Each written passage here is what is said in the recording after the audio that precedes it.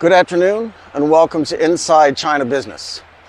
My name is Kevin Wamby. I'm from the United States and I'm 56 years old as of today, May 2024. This is my 13th year living and working in China. I'm also a veteran. I was in the American Army for 9 years, Signals Intelligence Branch with tours of duty in Germany and in Hawaii. Most of my adult life I've been in business, mostly in asset management, capital markets, and private equity. I cannot speak Chinese, nor can I read it. Chinese is a tonal language. It has 4 tones, and I simply cannot hear the difference between them. And when I try to speak, nobody can understand me. Eventually I gave up, and thankfully technology eventually caught up with me, and I'm able to get along fine here with the translator apps on my phone. As an aside, if you cannot speak the language or understand it around you, or the signs, or the buildings, or the advertising, China is actually a pretty quiet place. For me, it's easy just to tune everything out, but when I go home, it's just a bombardment to my senses. It's all noise and light, and it's just exhausting. Just a few months old. I have a small group of close friends here who help me when I don't understand how something works and I need someone to explain it to me, and then I can explain it on screen. Banking procedures, the legal system, the process of getting a loan to buy a house, or how kids here decide what college to go to, things like that. And the tech and the engineering stuff especially. The nuts and the bolts of how things work, I need a lot of help with to understand. But I'm also intensely curious how the Chinese culture has changed, how their lifestyles have changed, and how their family relationships have changed. And they're helpful with all that too. And that's the most important part of the China story, and there isn't anybody talking about it. I looked for a long time for anything that could help me see and understand all that I was seeing happen all around me. And there is no such channel. And I could not be the only one who was curious, intensely interested in how it has all happened and why. So we started one. There are some other channels devoted to other things involving China, which are not interesting to me, not really. I'm not impressed by a shiny new airport, for example. I assume that an airport built since 2020 is going to be a new and modern airport. I'm just not interested. What does interest me is that Shanghai, for example, already has 2 big new modern airports, and they're building a 3rd one. 30 years ago, they barely needed 1, a small terminal in Hongqiao, and now they need 3 of the biggest airports in the world. That's what I want to know about. I'm not impressed or interested that China takes care of its poor people and there are no homeless people living on the streets. This is a basic function of government to ensure that the people whom the government serves have basic shelter and some food in their stomachs. It's the minimum we should expect. Hungry people, people who are cold, are going to ask for help. They'll ask stores, or they'll ask restaurants, or they'll ask people passing by to help them. So if you don't want lots of those people in your commercial business districts begging for food, this is a minimum. So I'm not impressed when any country does that. What is impressive is that 800 million people went from subsistence living to comfortably middle class in just 30 years. That is interesting, and that's what I want to know about. It is also not interesting, not impressive, that China builds a nice railroad so that Chinese can travel back and forth comfortably. It is most impressive that they built the biggest rail network on the planet in just 30 years. And more impressive still, that they're building railroads in Africa and in South America and across Asia when it will not be Chinese who are riding on those trains. How did China learn to build it all when they had no experience with skyscrapers or with airports or with modern ports, with electronics? Where did the money come from to build it all? How does China manage all that money that they earn abroad? How did the Chinese financial system go from zero, literally zero, foreign exchange reserves to the biggest pool of productive capital in the history of the whole world in just 25 years?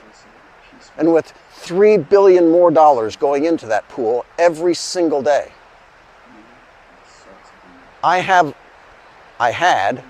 thought I had, I should say, a very solid grasp of how capital markets work. I worked at the biggest investment banks in the world on Wall Street, and I don't understand how they did it. What they have done here is beyond belief. It's impossible. What else has happened in these past 30 years is that China has taken over one by one the key supply chains for everything. Every single industry, just about every single product in every industry, it doesn't get made without somebody in China performing some vital function in order to get it done. Chinese companies own and operate the mines all over the world, getting the ores out of the ground, the outbound logistics there, the ocean transport networks, the ports here, obviously, and the factories here, and the outbound logistics, again. It's all China, it's all new, and it's all in the past 30 years. And we're just trying to understand it all, how it all happened. The Chinese Belt and Road Initiative, for example, is just 11 years old. That's all. And it's already the most important project in the past 1,000 years. And it will be studied for the next 1,000 years. There has been nothing like it in all of human history. Nothing so transformative of entire economies and systems. It has reordered the world, and it's flipped alliances, and it's turned countries from most friendly to the United States to most friendly to China. When a Chinese government bureaucrat in Beijing talks to the People's Daily, which is a Chinese newspaper here, and he talks about how well the Belt and Road Initiative is going, I don't believe him. But when an investment banker in Santiago says it to the Wall Street Journal, or when a port manager in Peru says it to Bloomberg, or when a farmer in Brazil says so to Reuters, now I'm paying close attention. Because in the US, I'm from Florida, and I have neighbors from Chile, and from Peru, and from Brazil. Families who moved to the United States in the 1970s and 80s.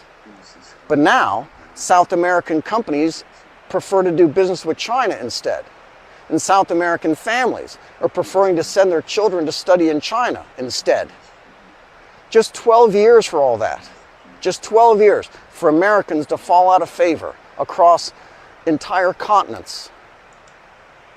So we observe all of this, and it is with hopelessness and despair and sadness that we see the condition of the United States now.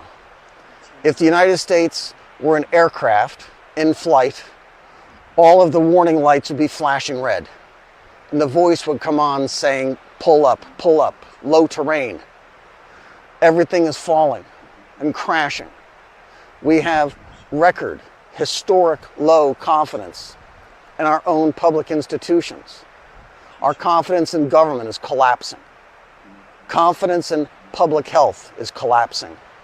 Trust in public school education and in higher education, gone. Most of us assume that our own government is lying to us most of the time. That Wall Street is lying, that drug companies are lying, that journalists are lying, that the schools can't teach, that our medicines don't work, and public safety is a contradiction in terms. We also assume, wrongfully, that these are things that are fixable if only the next election goes the way we want it to, or we get a new judge on some court, that we can turn things around. But we can't. The problems we have are deep and structural and fatal. What are we certain of? How does money work? Since the very foundation of the world, how does it work up to now? The borrower is servant to the lender. Productive capital flows from the consumer to the producer. It flows from people who live above their means to people who live below their means. It flows from people who borrow and spend to those who invest and lend. And with money flows power, diplomatic power, economic power, technological power, military power. And lately, all the money and all the power is flowing. So it doesn't matter who wins the election in 6 months, swapping out pilots on a doomed aircraft where the wings have fallen off, because it's not going to matter in New York or in Philadelphia or Baltimore or Detroit or Milwaukee or Chicago or Kansas City or Oakland or Minneapolis or St. Louis or dozens of other places where we have entire school districts where not a single child can read or write or do math at grade level. It's not going to matter soon enough in London or Singapore or Zurich or Hong Kong or even in New York, the great financial centers of the world, where more and more investors and governments realize that our debts will not be repaid. And so they'll be demanding hard assets instead of treasury bonds and dollars. They'll be demanding new business partners to replace American ones, new banks and financial systems to use instead of ours.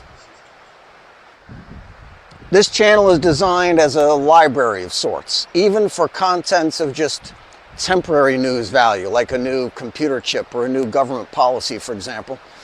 We try to explain it in a macroeconomic context and a long-term context, why it's important and newsworthy beyond just today. For each video, we also share links where the information can be found and independently checked for yourselves. By the way, that suggestion came from one of our viewers on a comment thread a few months ago. Terrific idea, thank you. And it is another way that our channel here is different from the others. Our videos are also as short as possible. My name is Kevin Wamby and I'm usually in Qingdao, so there's no need to say so. It's just another thing I got to remember to say anyway. And if I'm somewhere else, we'll put it on the yellow and red thingy at the very beginning. You can see for yourself what the weather is like, so I don't need to mention that either. YouTube runs advertisements at the beginning of each video, and then again for any video longer than 8 minutes, and then a third time for videos longer than 12 minutes. I hate watching videos that are interrupted by ads, so whenever possible, we keep them under 8 minutes. This means we make less money, but our videos are also less annoying. Our audience is 85% male, over the age of 40, business owners, executives, or professional in some other way, and we all have better things to do than to watch YouTube ads or videos that waste our time to push the length past 8 minutes or 12 so we can watch even more ads. So everything we say between good morning and be good, it needs to be there. There's no fluff. This video here is likely to go past 8 minutes, so I apologize for that in advance. One final difference. My friends and I here are Christians, active in churches and in ministries throughout Asia. Instead of doing the Patreon, buy me a coffee thing, we ask instead that you contribute money to one of them. We've got a link in the channel description to a group in Nepal that does wonderful work there.